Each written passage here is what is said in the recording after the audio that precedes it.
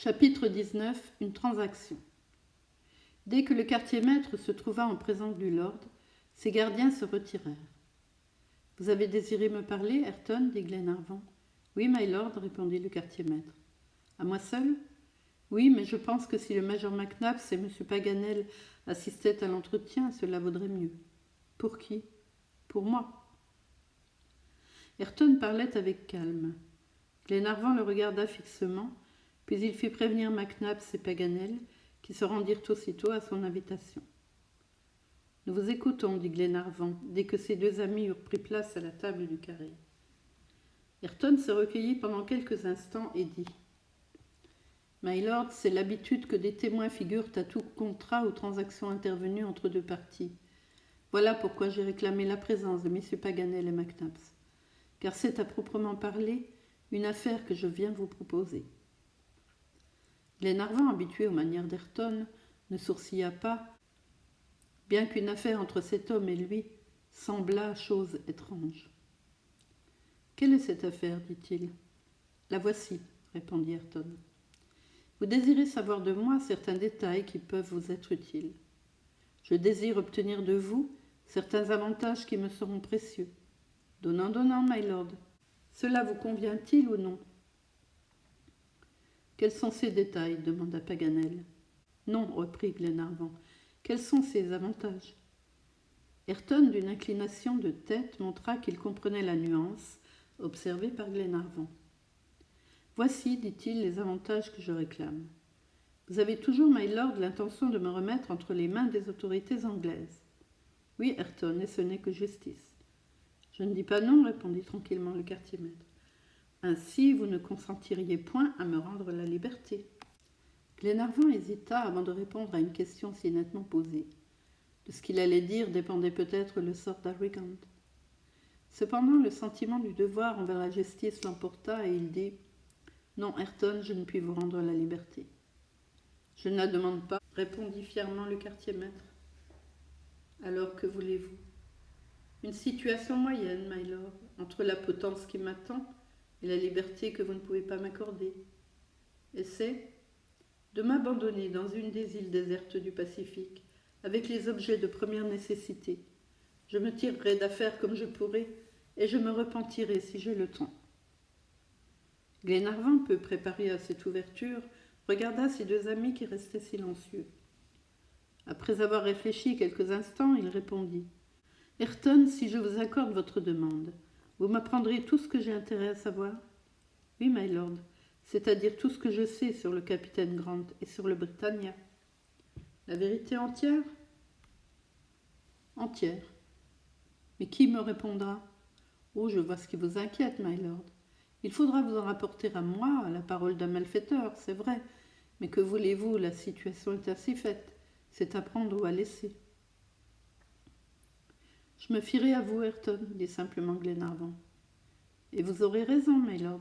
D'ailleurs, si je vous trompe, vous aurez toujours le moyen de vous venger. »« Lequel ? » ?»« En me venant reprendre dans l'île que je n'aurais pu fuir. » Ayrton avait réponse à tout.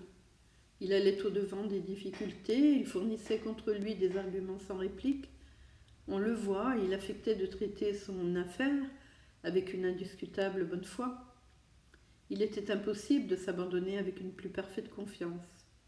Et cependant, il trouva le moyen d'aller plus loin encore dans cette voie du désintéressement. « My lord et messieurs, ajouta-t-il, je veux que vous soyez convaincus de ce fait, c'est que je joue carte sur table. Je ne cherche point à vous tromper, et vais vous donner une nouvelle preuve de ma sincérité dans cette affaire.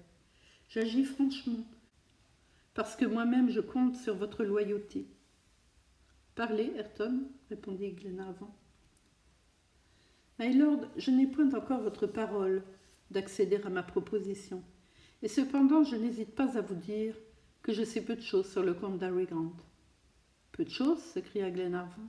« Oui, my lord. Les détails que je suis en mesure de vous communiquer sont relatifs à moi. Ils me sont personnels et ne contribueront guère à vous remettre sur les traces que vous avez perdues. » Un vif désappointement se peignit sur les traits de Glenarvan et du major. Il croyait le quartier-maître possesseur d'un important secret, et celui-ci avouait que ses révélations seraient à peu près stériles, Quant à Paganel, il demeurait impassible. Quoi qu'il en soit, cet aveu d'Ayrton, qui se livrait pour ainsi dire sans garantie, toucha singulièrement ses auditeurs, surtout lorsque le quartier-maître ajouta pour conclure « Ainsi vous êtes prévenu, my lord. L'affaire sera moins avantageuse pour vous que pour moi. » « Il n'importe, répondit Glenarvan. J'accepte votre proposition, Ayrton. Vous avez ma parole d'être débarqué dans une des îles de l'océan Pacifique. Bien, my lord, répondit le quartier-maître. Cet homme étrange fut-il heureux de cette décision?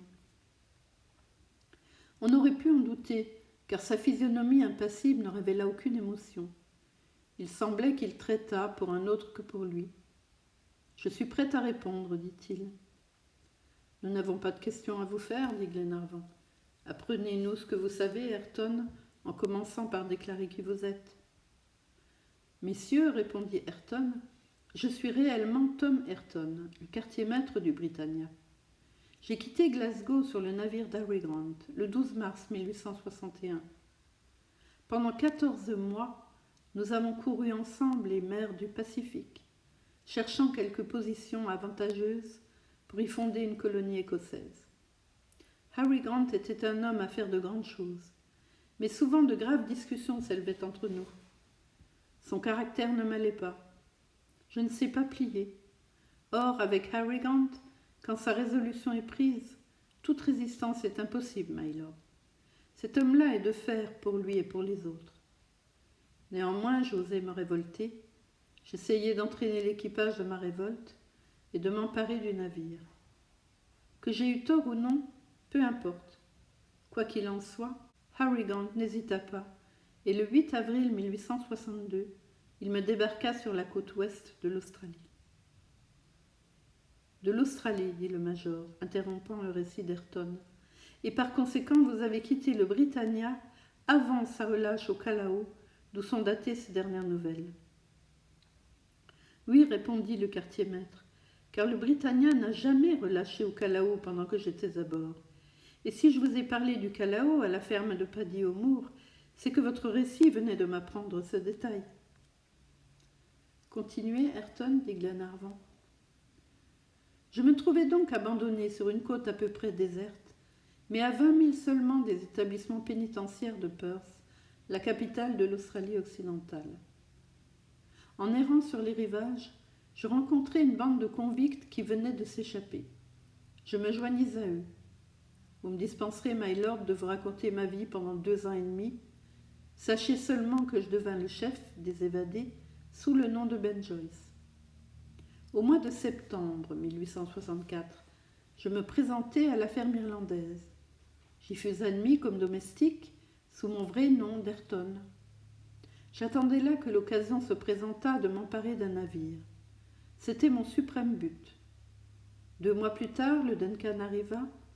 Pendant votre visite à la ferme, vous avez raconté, my lord, toute l'histoire du capitaine Grant. J'appris alors ce que j'ignorais, la relâche du Britannia au Callao, ces dernières nouvelles datées de juin 1862, 2 mois après mon débarquement. L'affaire du document, la perte du navire sur un point du 37e parallèle, et enfin, les raisons sérieuses que vous aviez de chercher Harry Grant à travers le continent australien. Je n'hésitais pas. Je résolus de m'approprier le Duncan, un merveilleux navire qui eût distancé les meilleurs marcheurs de la marine britannique.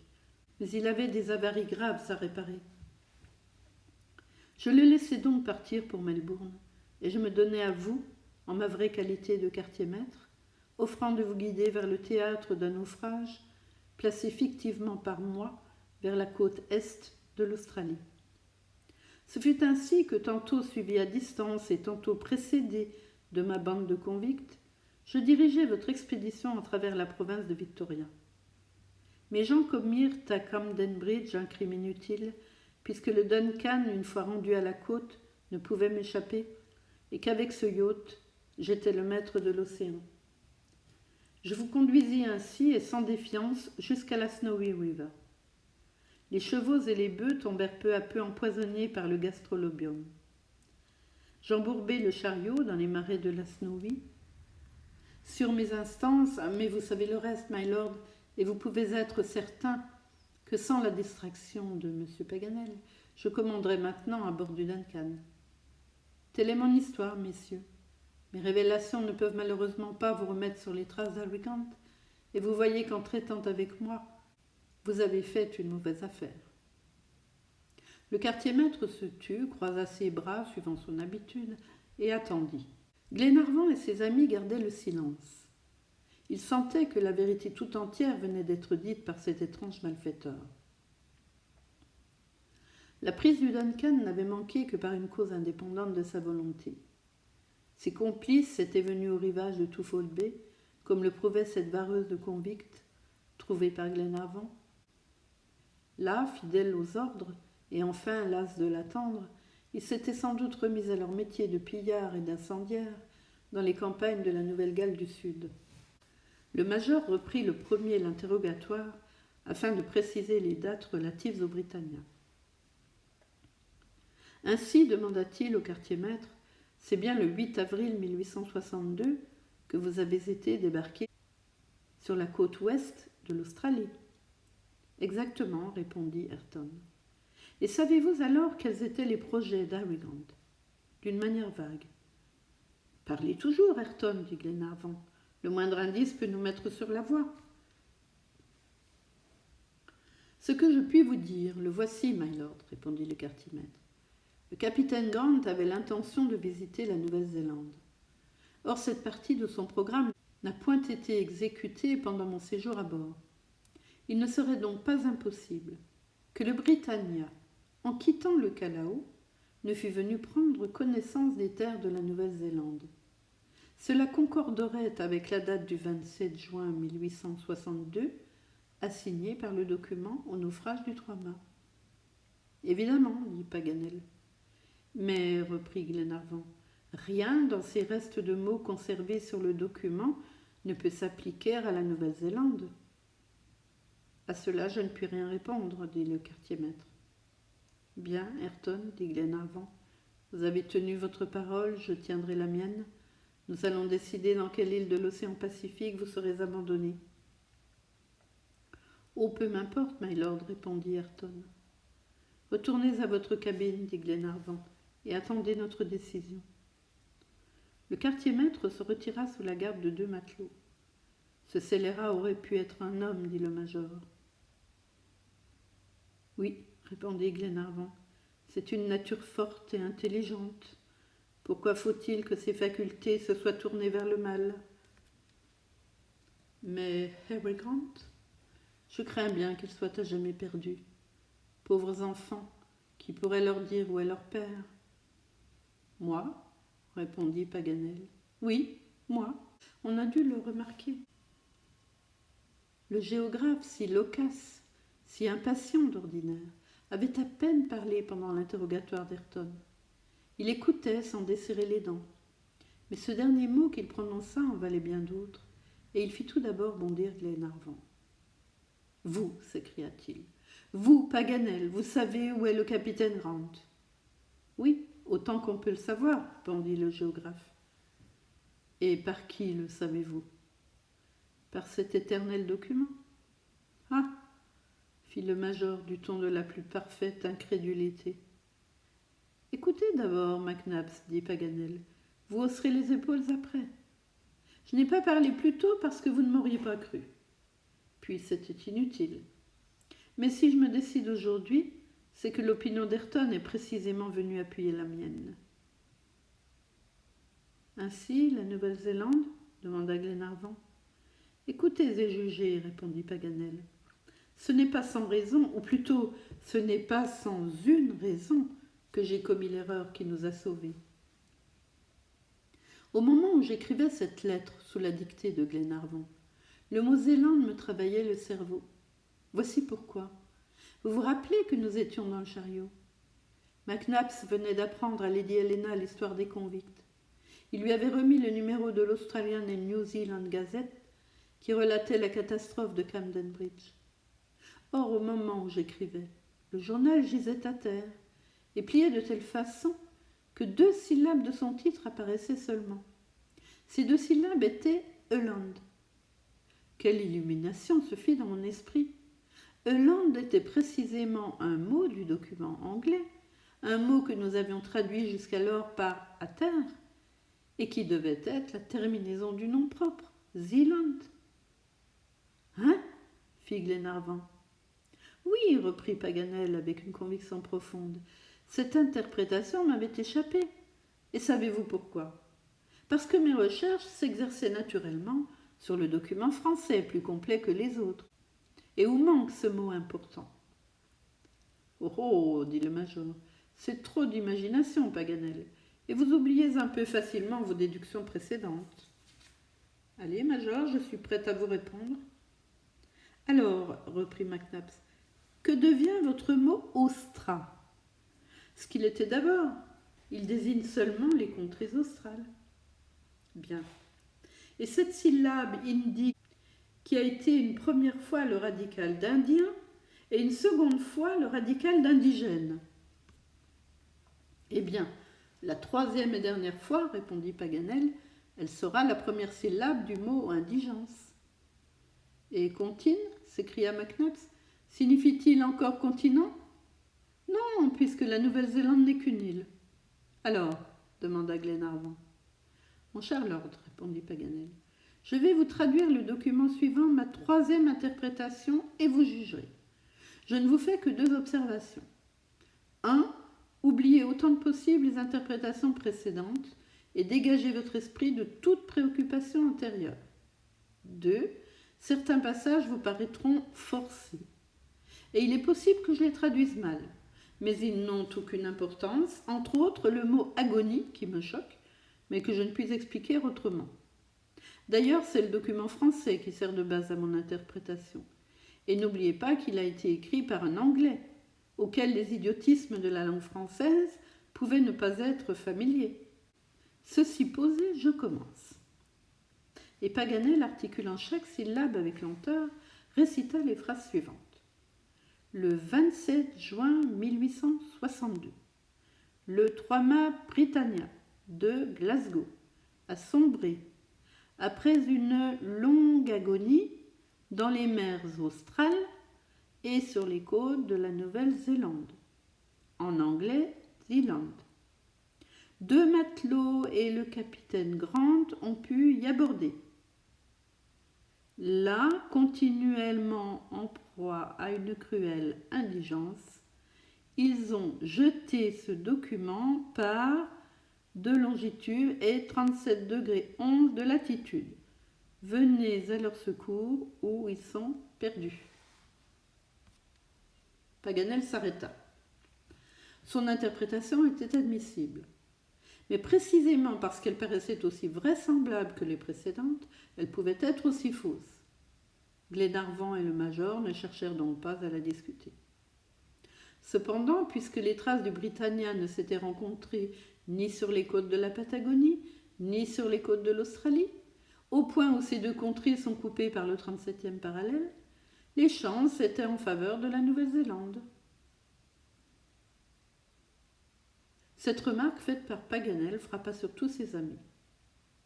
Maintenant, Paganel, dit Glenarvan, me direz-vous pourquoi, depuis 2 mois environ, vous avez tenu cette interprétation secrète? Parce que je ne voulais pas vous donner encore de vaines espérances.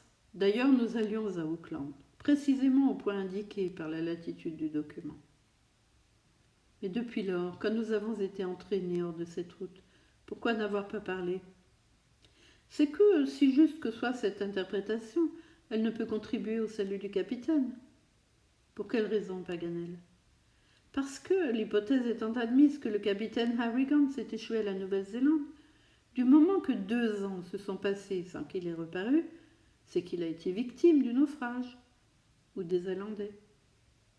Ainsi, votre opinion est, demanda Glenarvan, que l'on pourrait peut-être retrouver quelques vestiges du naufrage, mais que les naufragés du Britannia sont irrévocablement perdus. Silence sur tout ceci, mes amis, dit Glenarvan, et laissez-moi choisir le moment où j'apprendrai cette triste nouvelle aux enfants du capitaine Grant.